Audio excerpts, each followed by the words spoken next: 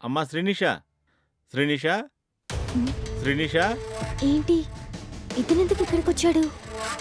వెళ్ళిపోతాడనుకుంటే నా దగ్గరకొస్తున్నాడు. ఇతను ఎంత పిలిచినా పలకూడదు. ఏం చేస్తున్నాడో చూద్దాం. హ్మ్. శ్రీనిష, శ్రీనిష.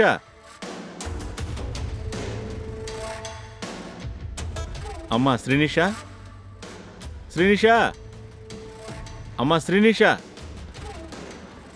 అమ్మా. మీరు ఇక్కడికెందుకొచ్చారు? ఏం లేదమ్మా, ఊరికే వచ్చాను. మిమ్మల్ని అక్కడే కదా కూర్చోమని చెప్పాను. మీ అమ్మగారు ఇంకా రాలేదు, అందుకని ఒక్కసారి మీ అమ్మగారికి కాల్ చేస్తావని అడగడానికి వచ్చాను. అయితే ఇక్కడికొచ్చి నన్ను పిలవచ్చు కదా. మీరు నన్నెందుకు ముట్టుకున్నారు? అది కాదమ్మా, నిన్ను లేపడానికే ముట్టుకున్నాను. ముందిక్కడి నుంచి వెళ్ళండి. అసలు మీరిలా చేయడం మంచి పద్ధతి కాదు. అయ్యో శ్రీనిష, నువ్వు నన్ను చాలా తప్పుగా అర్థం చేసుకుంటున్నావమ్మా. నిన్ను పిలవడానికే ఇక్కడికి వచ్చాను. లేదు లేదు, ముందిక్కడి నుంచి మీరు వెళ్ళిపోండి. లేదు శ్రీనిష, నువ్వు నన్ను చాలా తప్పుగా అర్థం చేసుకుంటున్నావు. నేను మామూలుగానే వచ్చాను. చెప్తున్నాను కదా, వెళ్ళండి.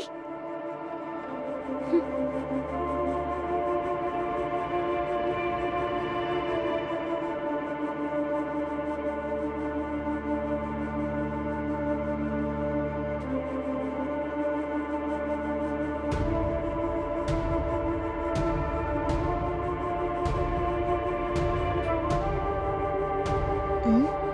హ్మ్. హ్మ్.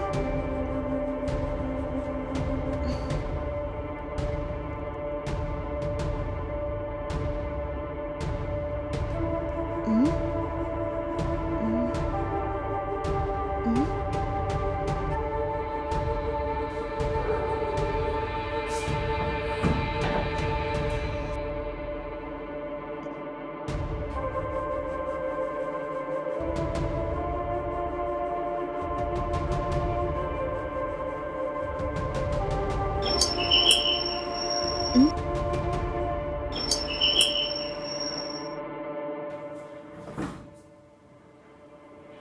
హ్మ్. ఏంటే అలా డల్గా ఉన్నావు? మీ మేనేజర్ అసలు మంచివాడు కాదమ్మా.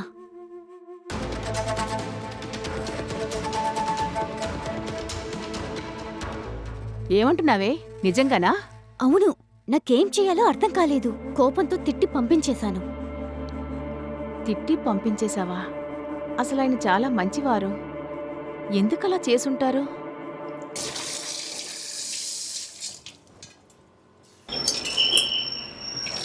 ఆ?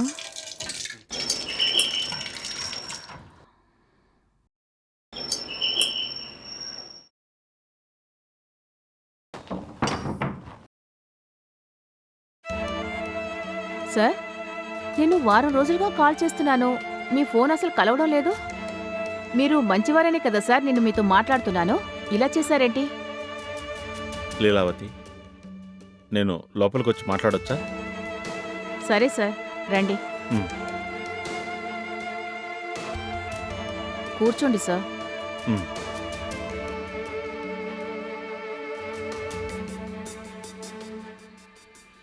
ఆ రోజు అసలు ఏం జరిగింది సార్?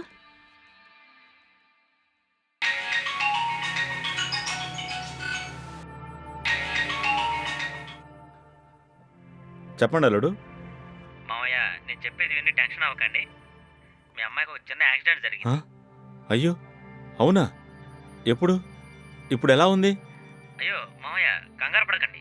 చిన్న యాక్సిడెంటే. ఇప్పుడు నేను తను హాస్పిటల్లోనే ఉన్నాం. సరే, ఈ విషయాన్ని మీకు చెప్దామని కాల్ చేశాను. గీతకి ఇప్పుడు లోపల ట్రీట్మెంట్ జరుగుతోంది. నేను రూమ్కి వెళ్ళగానే తనని మాట్లాడమని చెప్తాను మావయ్య. సరేనా? సరే సరే, నేను వస్తున్నాను.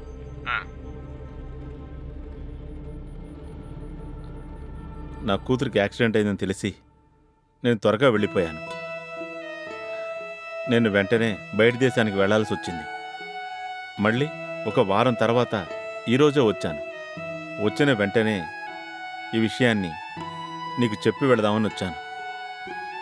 అసలు ఆ రోజు నా నుండి కూడా ఎటువంటి తప్పు లేదు. అలాగని మీ అమ్మాయిది కూడా తప్పు కాదు. ఏదో ఆ రోజు అలా జరిగిపోయింది. నా గురించి నీకు తెలుసు కదా. ఏయ్ శ్రీనిషా, శ్రీనిషా, శ్రీనిషా, ఏమే శ్రీనిషా? వస్తున్నానమ్మా. ఏంటి మీరు మళ్ళీ వచ్చారా? మీరసలు ఇక్కడికి రాననుకున్నానే. ఏయ్ ఆపవే, అసలు ఆ రోజు ఏం జరిగింది? లేదమ్మా, ఆ రోజు నా దగ్గరకొచ్చి నన్ను పట్టుకోబోయారు. ఒసే ఛీ, ఎందుకే ఇలా అబద్ధం చెప్తున్నావు? సార్ ఎంత మంచివారనేది నాకు తెలుసు. నాకు మాత్రమే కాదు, మా బ్యాంకులో ఉన్న వాళ్ళందరికీ సార్ ఎంత మంచివారో తెలుసు. కానీ ఈయన గురించి నువ్వు తప్పుగా చెప్పినప్పుడు ఆ రోజు నేను చాలా బాధపడ్డాను. ఇప్పుడు వారు చెప్పిన తర్వాతనే ఆ రోజు ఏం జరిగిందో తెలిసింది. వారు ఆ రోజు నిజంగానే అలా ప్రవర్తించి ఉంటే అతను ఇంత ధైర్యంగా ఇక్కడికొచ్చి కూర్చుని ఉండి ఉండరు. అనవసరంగా నీ మాటలు విని ఆయన్ని అపార్థం చేసుకున్నాను. నువ్వు చేసిన తప్పుకి ముందు క్షమాపణ అడుగు. అవును, నువ్వాయనతో నవ్వుతూ మాట్లాడడం, ఆయన మన ఇంటికి రావడం నాకస్సలు నచ్చలేదు. అందుకే ఇలా చేశాను. ఏంటి శ్రీనిషా, నువ్వు ఇలా మాట్లాడుతున్నావు? నిన్ను గారాబం చేసి పెంచడం తప్పైపోయింది. అందుకే నువ్వు చెప్పినవన్నీ నమ్ముతానని సార్ మీదే నిందలు వేశావు. సార్కి నా మీద ఒక మర్యాద అనేది ఉంది. నీ వల్ల నా పరువు మొత్తం పోయింది. వారిక్కడికి రావడం నాకు అస్సలు నచ్చలేదమ్మా. లీలావతి, నువ్వు శ్రీనిష్ని ఏమీ అనకు. తను ఏదో అనుకుని ఇలా మాట్లాడుతోంది. నా గురించి నాకు తెలిసిన వారికి నేనేంటో తెలుసు. అలాగే శ్రీనిష్ కూడా ఏదో ఒకరోజు నా గురించి పూర్తిగా తెలుసుకొని అర్థం చేసుకుంటుంది. సరే, నేను వెళ్ళొస్తాను లీలావతి. సార్ ఆగండి సార్, మీరెందుకు సార్ వెళ్ళడం? లేదు లీలావతి, నా కారణంగా మీ ఇంట్లో గొడవలు రాకూడదు. నేనేదో మన మధ్య ఉన్న మంచి స్నేహం గురించి ఇక్కడికి వచ్చాను. కానీ మీ అమ్మాయి నా గురించి అపార్థం చేసుకుంటుంది. నేను ఇంకా ఇక్కడికి వస్తే అది పద్ధతి కాదు. మీరు మంచిగా ఉండండి. మన ఇద్దరం ఇలా కలుస్తున్నామని మీ అమ్మాయి బాధపడుతోంది.